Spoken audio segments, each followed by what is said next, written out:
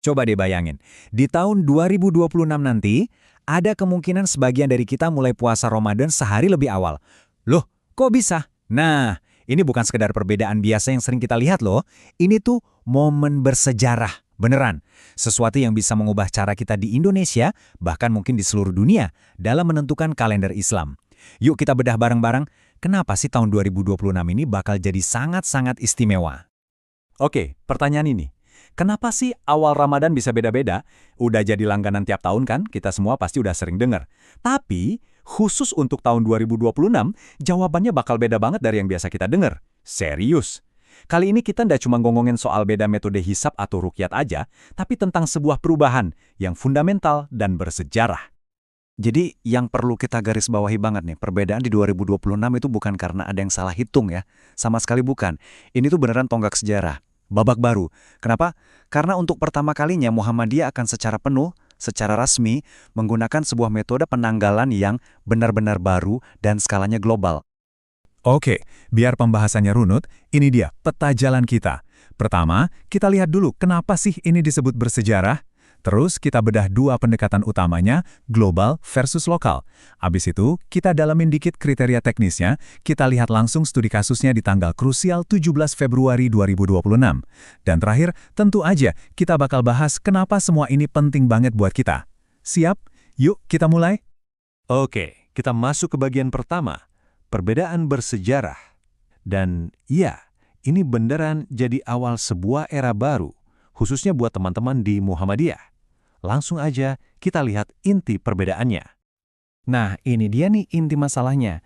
Di satu sisi, Muhammadiyah sudah menetapkan kalau 1 Ramadan itu jatuhnya hari Rabu, tanggal 18 Februari 2026. Sementara di sisi lain, pemerintah kemungkinan besar akan menetapkannya di hari Kamis, 19 Februari. Jadi, jelas ya, ada potensi beda 1 hari penuh. Terus, apa sih biang keroknya? Apa penyebab utamanya? Nah, ini dia kuncinya. Perbedaan ini muncul karena Muhammadiyah melakukan peralihan total. Mereka meninggalkan metode lama mereka, yang kita kenal sebagai Wujudul Hilal, dan beralih ke sebuah sistem yang sama sekali baru. Namanya, Kalender Hijriah Global Tunggal atau disingkat KHGT. Jadi ini bukan cuma penyesuaian kecil-kecilan ya, ini perubahan paradigma besar-besaran. Sekarang, yuk kita coba pahami filosofi di balik dua tanggal tadi.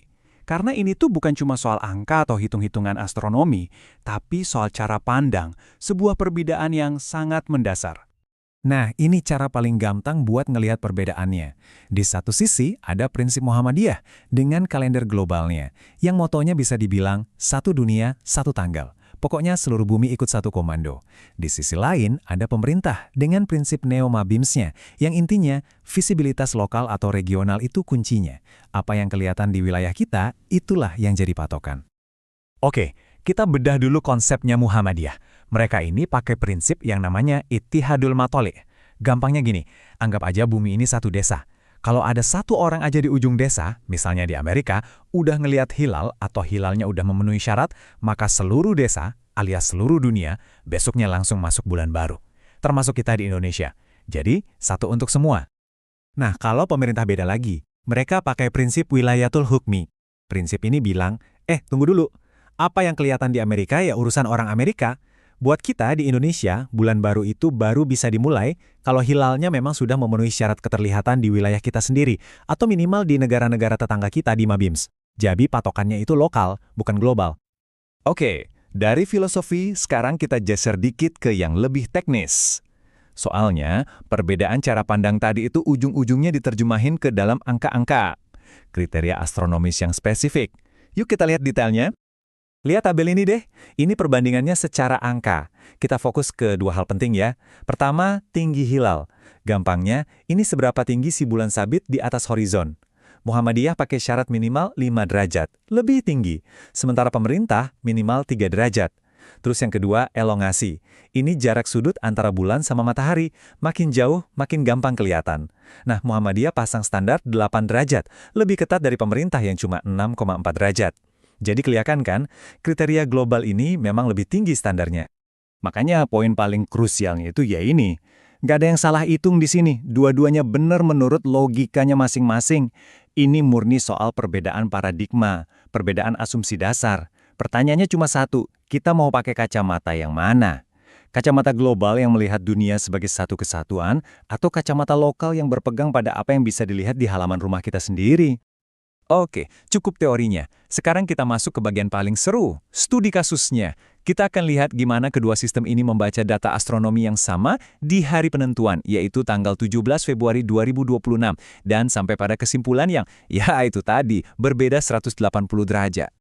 Jadi begini kronologinya. Di tanggal 17 Februari 2026, siang hari waktu universal, terjadi konjungsi. Ini momen di mana bulan baru secara astronomis lahir, tapi belum kelihatan sama sekali. Nah, pas sore hari di Indonesia, saat kita coba intip hilal, posisinya masih terlalu rendah, nyungsep, belum memenuhi kriteria pemerintah. Momen kuncinya justru terjadi beberapa jam setelah itu. Waktu di Indonesia udah malam, di benua Amerika sana justru baru sore, dan di sanalah hilal akhirnya muncul dan memenuhi kriteria global yang dipakai Muhammadiyah. Oke, jadi alur berpikirnya Muhammadiyah gimana? Gini, di tanggal 17 Februari itu, sampai tengah malam waktu universal, nggak ada satupun tempat di bumi yang bisa lihat hilal yang memenuhi syarat. Terus gimana? Nah, di sini mereka pakai kriteria kedua, semacam plan B. Kriteria ini bilang, yang penting konjungsi sudah terjadi sebelum fajar di ujung timur bumi, dan hilal bisa terlihat dimanapun di muka bumi pada hari itu.